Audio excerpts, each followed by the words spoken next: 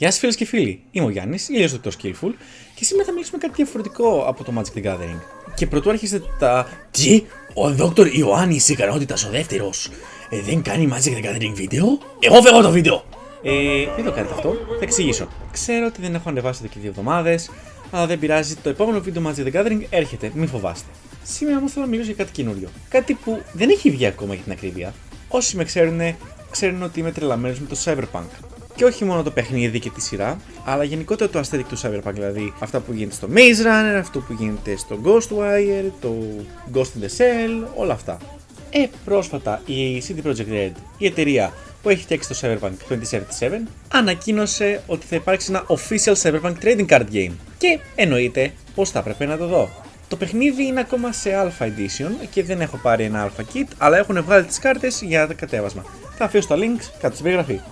Σε αυτό το βιντεάκι θα εξηγήσω τους βασικούς κανόνες που μπορεί να αλλάξουν, εννοείται, γιατί το παιχνίδι δεν έχει βγει ακόμα. Θα κάνω review λίγο τα δεκάκια μέσω των ψηφιακών τους μορφών και στην τελική θα κάνω ένα overall review και τι ελπίζω για το μέλλον του. Σε αντίθεση με το βίντεο που έκανα για το Magic the Gathering, δεν θα μπούμε σε μια ιστορική αναδρόμηση, γιατί δεν υπάρχει πρακτικά. Το παιχνίδι δεν έχει βγει ακόμα και οι κάρτες ακόμα φτιάχνονται όπως και οι κανόνες. Οπότε δεν μπορώ να κάνω μια ιστορική αναδρομή. Αν ήθελα να κάνω μια αναδρόμηση σε όλη την ιστορία του Cyberpunk 2077, θα έπρεπε να πάω πίσω 40 χρόνια πρακτικά. Κάτι το οποίο δεν μας παίρνει αυτή τη στιγμή.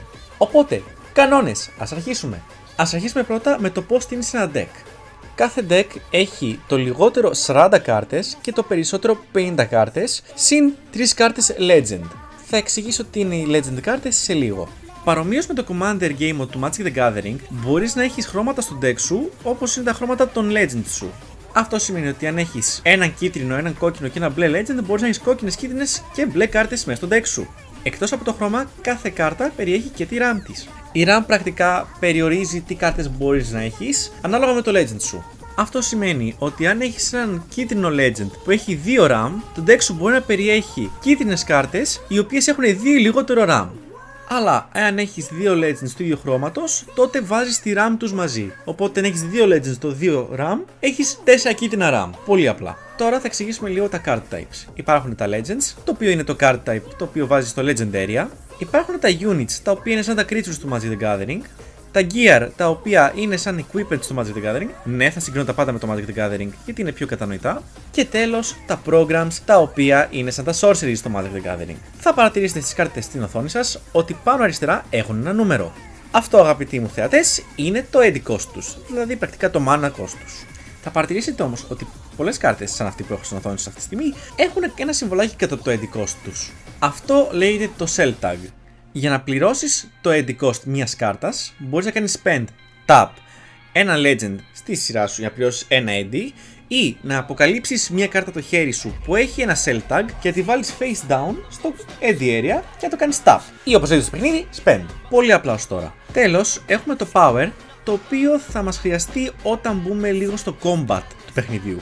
Και τώρα, για να τελειώσουμε λίγο με το deck building section, μπορείς να έχεις ένα αντίγραφο μιας κάρτας έως και 3 φορές. Θα προσέξετε ότι τα Alpha Kits δεν το ακολουθούν πολύ αυτόν τον κανόνα γενικότερα και τους κανόνες όπως το Ram Ghost και αλλά είναι κυρίως για να δείξουν τις κάρτες και πώς παίζεται το παιχνίδι. Εφόσον μάθουμε πώς να φτιάχνουμε ένα deck, ας μάθουμε πώς νικάμε το παιχνίδι. Στο παιχνίδι, ο κάθε παίκτης αρχίζει με 6 ζάρια που λέγονται Fixer Dice. Τα οποία είναι το τετράπλευρο, το εξάπλευρο ή το κανονικό ζάρι, το οχτάπλευρο, το δεκάπλευρο, το δωδεκάπλευρο και το εικοσάπλευρο.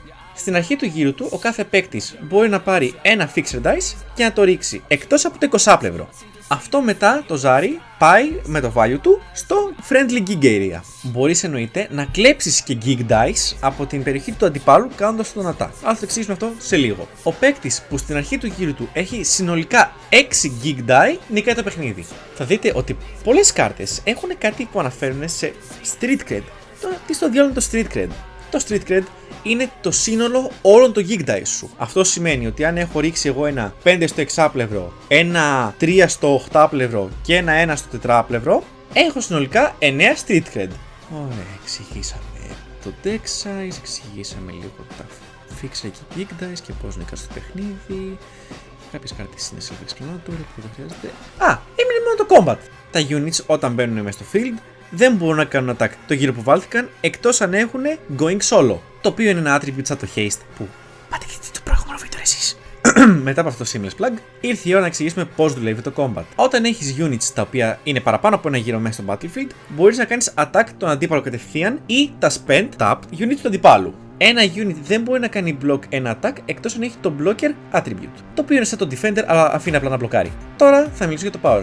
Όταν κάνεις attack ένα spend unit του αντιπάλου, το unit με το μεγαλύτερο power νικάει. Το unit με το μικρότερο power πάει στο trash ή αλλιώς στο graveyard. Εάν κάνεις attack έναν αντίπαλο directly με ένα unit σου, του κλέβεις ένα gig. Τώρα, εάν το power είναι 10 ή παραπάνω, κλέβεις 2 gigs και ούτω καθεξής. Ανά 10 κλέβεις ένα παραπάνω gig. Δηλαδή, από το 0 έως το 9 power κλέβεις 1 gig. Από το 10 έως το 19 κλέβεις 2 και ούτω καθεξής. Εντάξει, εννοείται υπάρχουν και μερικά άλλα attributes όπως το play που είναι όταν η κάρτα μπαίνει μέσα στο play, το flip όταν η κάρτα γίνεται flip και κάποιο το attack όταν κάνει attack. Wow, πολύ self-explanatory είναι, δεν χρειάζεται να τα εξηγήσω. Τώρα πάμε να δούμε τα decks. Έχει τύχει εγώ να εκτυπώσω το Mercenary deck που υπάρχει, οπότε θα το δούμε λίγο από τον live Skillful. Ευχαριστώ για την εισαγωγή ψηφιακή Skillful και ήρθε η ώρα να δούμε λίγο τις κάρτες. Συγκεκριμένα το Mercenary deck. Αρχικά θα δούμε τους 3 Legends που έχουμε. Πρώτα έχουμε τη V, Corporate Exile, που έχει το Go Solo, αυτό σημαίνει ότι μπορεί να έχει haste πρακτικά, έχει 5 AD cost και έχει 8 power. Στη συνέχεια έχουμε τον Jackie Wells, ο οποίος δεν έχει ένα κόστος και δεν έχει ούτε power, αυτό σημαίνει ότι δεν μπορεί να είναι unit και λέει την πρώτη φορά που θα παίζεις ένα μπλε unit ή ένα μπλε gear κάθε σειρά μπορείς να αυξήσεις ένα friendly gig κατά 2. Τότε αν αυτό το gig είναι στο maximum value του, τραβά μια κάρτα. Τέλος έχουμε τον Victor Vector, αλλιώς Vic, που γι' αυτός δεν έχει κάποιο κόστος, οπότε δεν είναι unit, αλλά έχει ένα flip effect που λέει και τις top 5 κάρτες του deck σου και μπορείς να αποκαλύψεις 2 gear με κόστος 2 ή λιγότερο και τα βάλεις στο χέρι σου. Κάτι το οποίο δεν ανέφερε ο ψηφιακός Skillful είναι ότι μπορείς να κάνεις spend τους legends σαν eddies και αρχίζουν face down και χρειάζονται όλοι τους 2 eddies για να τους κάνεις flip up. Εδώ πέρα μπροστά μας έχουμε κάθε κάρτα που υπάρχει στο deck εκτός από τους Legends και πάμε να τις δούμε μία-μία. Πρώτα έχουμε την T-Bag που είναι 1 RAM, 3 κόστος, 5 power, η οποία δεν έχει text αλλά είναι net runner και merc. Μετά έχουμε την Tag Knight το οποίο είναι 3 RAM, κοστίζει 2 eddies, δίνει συν 2 power σε οποιοδήποτε unit είναι attached και έχει ένα trigger που όταν κάνεις attack, εάν έχεις αυτά ή παραπάνω street cred, καταστρέφεις ένα gear card του αντιπάλου που κοστίζει 2 λιγότερο. Είναι επίσης το πρώτο iconic weapon που έχουμε που είναι το όπλο της V. Στη συνέχεια έχουμε το Second Hand Bombus το οποίο κοστίζει 2 eddies, είναι 1 RAM και 2 power. Αυτό όμως δεν μπορεί να κάνει attack, αλλά έχει το blocker οπότε μπορεί μόνο να μπλοκάρει. Έχουμε ακόμα ένα textless card μέσα σε αυτό το deck, το οποίο είναι το Delamain Cab, 7 power, 4 eddy cost, 3 RAM. Συνεχίζοντας έχουμε την Evelyn Parker που όσοι έχουν παίξει το παιχνίδι θα την αναγνωρίσουν, κοστίζει 2 eddies, είναι 1 RAM.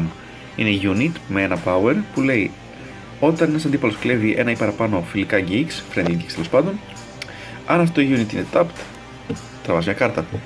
Εδώ πέρα έχουμε το πρώτο μας program τώρα, το οποίο κοστίζει 2 eddies, είναι 2 RAM και είναι το input optics, το οποίο λέει δώσεις ένα friendly unit 4 power παραπάνω και στο τέλος του turn σκοτώσέ το. Μετά έχουμε το mandibular upgrade που δίνει σε οποιαδήποτε κάρτα το blocker attribute και 0 power παραπάνω.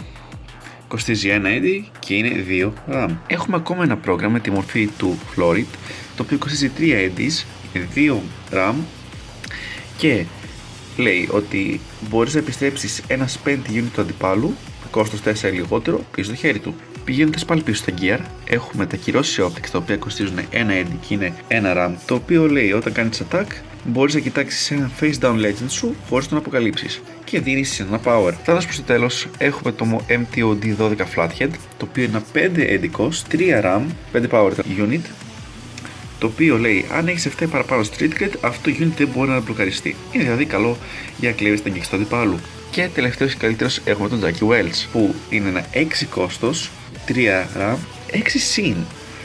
Και λέει αυτό το unit παίρνει συν 2 power για κάθε φιλικό geek που έχεις. Το deck αυτό περιέχει 3 αντίγραφα μέσα στον κρατό και 2 κάποιων άλλων. Ο Jackie αυτός τελευταίος που είδαμε ήταν ένα αντίγραφο μόνο σε αυτό το deck. Αλλά γενικότερα το deck είναι να αυξάνεις το street cred σου και να τραβάς κάρτες. Είναι γενικότερα ένα πολύ ωραίο deck κατά τη γνώμη μου. Αλλά πάμε να δούμε και το Arasaka deck. Πίσω σε ένα ψηφιακή Γιάννη. Ευχαριστώ για την Pass Alive Skillful και ήρθε η ώρα να δούμε το Arasaka Deck. Το deck της Arasaka είναι πολύ απλό, στο ότι το mechanic είναι να τραβάς κάρτες αλλά να πετάς κάρτες επίσης. Που αυτό βοηθάει ειδικά όταν δεν έχεις maximum hand size, που κάτι που επίσης δεν ανέφερα πιο πριν. Το deck της Arasaka επίσης μπαφάρει τα Arasaka units, οπότε είναι γενικότερα ένα buff deck. Οι τρεις legend που έχει είναι ο Yorinobu Arasaka, ο Goro Takemura και ο Saburo Arasaka. Και εδώ πέρα βλέπουμε ένα αντίγραφο της κάθε κάρτας. Αρχίσαμε από τα πολύ απλά με τα Mantis Blades. Είναι hands down το πιο εικονικό όπλο που υπάρχει σε όλο το Universe Cyberpunk 2077 και μέσα στο card game κοστίζουν ένα eddy και δίνουν συν 2 power σε οποιοδήποτε unit είναι attached. Μετά έχουμε το Satori που είναι το iconic weapon του Saburo Arasaka. Είναι ένα gear που κοστίζει 2 eddies, δίνει στο unit που είναι attached συν 1 power και του δίνει επίσης κάθε φορά που κάνει attack, εάν νικήσει το fight, δηλαδή έχει παραπάνω power από ένα αντίπαλο unit, τραβάς μια κάρτα. Στη συνέχεια έχουμε ένα επίσης iconic gear του Cyberpunk, το Sandevistan. Το Sandevistan κοστίζει 3 eddies, δίνει συν 3 power σε όποιο unit είναι attached και εάν είναι attached σε ένα unit που μόλις μπήκε αυτό το γύρο, μπορεί να κάνει attack σε ένα spent unit του αντιπάλου. Μετά έχουμε το Industrial Assembly Program, το οποίο κοστίζει 2 eddies για να παιχτεί και λέει ανέβασε ένα φιλικό gig κατά 4 και τράβα κάρτα εάν το street cred σου είναι 7 ή παραπάνω. Το deck αυτό έχει 3 τέτοιες κάρτες, οπότε είναι πολύ εύκολο να ανεβάσεις το street cred σου στο 7 και να τραβάς όσες κάρτες θες. Μετά έχουμε το Corporate Surveillance, το οποίο είναι επίσης ένα πρόγραμμα που κοστίζει 2 eddies και είναι πολύ απλό, κάνοντας απλά tap ή spend ένα αντίπαλο unit που έχει κόστος 3 ή λιγότερο. Παρομοίως με το Mercenary Deck, έχουμε και εδώ πέρα ένα exclusive blocker στη μορφή του Corpo Security, που είναι ένα unit που κοστίζει 2 eddies και έχει 2 power. Και εννοείται blocker, οπότε δεν μπορεί να κάνει attack. Στη συνέχεια έχουμε το Ruthless Low Life, που είναι ένα unit που κοστίζει 2 eddies και έχει μόνο ένα power, αλλά όταν ένας αντίπαλος σου κλέβει ένα ή παραπάνω gigs, εάν αυτό το unit, ο Ruthless Low Life δηλαδή, είναι spent, τότε αυτά τα gigs γίνονται 1 το value τους. Που είναι αρκετά δυνατό εάν το deck του αντιπάλου σου είναι βασισμένο γύρω στο να έχει street cred. Αυτά δύο θα τα κάνω μαζί είναι το Swordwise Hustle και το Emergency Atlas, το οποίο είναι ένα 3 cost και ένα 4 cost αντίστοιχα κάρτες χωρίς text, το οποίο ένα έχει 5 power και το άλλο έχει 7. Πολύ απλά. Τέλος, έχουμε την non-legend έκδοση, δηλαδή unit του Goro Takemura, που έχει 4 eddy cost και έχει power 5 συν, το οποίο λέει αυτό unit έχει συν ένα power τη σειρά σου για κάθε face-up legend στη legend περιοχή σου.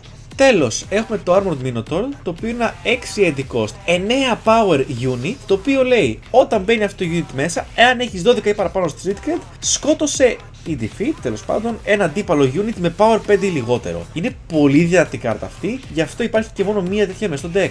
Και εδώ πέρα τελειώνει το review πρακτικά. Και τα δύο decks είναι φανταστικά για αρχή και με κάνουν να ανυπομονώ υπερβολικά πολύ για το release του κανονικού παιχνιδιού. Εγώ απλά εύχομαι να μας δώσουν χαρακτήρες όπως την Blue Moon ή τον Kerry Eurodyne σαν Legends για να μπορέσω να φτιάξω ένα Ascrex deck ή τον Johnny Silverhand Kerry Eurotype και V. Το παιχνίδι έχει μεγάλες προσδοκίες, ειδικότερα που είναι και crowdfunded, το οποίο δεν έχει αρχίσει ακόμα το crowdfunding. Θα ανοίξει 17 Μαρτίου, οπότε μπορείτε να πάτε να υποστηρίξετε αν θέλετε. Ξέρω ότι αυτό το βίντεο είναι λίγο διαφορετικό τέτοιο, αλλά το κανάλι τώρα θα καλύπτει και νέα από το Cyberpunk 3D Card Game. Ελπίζω να ευχαριστηθήκατε το βίντεο, πείτε μου τη γνώμη σας για αυτό το card game στα σχόλια και σας βλέπω στο επόμενο βίντεο. Και μην ξεχνάτε, όπως πάντα, θα έχετε ένα σκυλίσιο. Bye bye!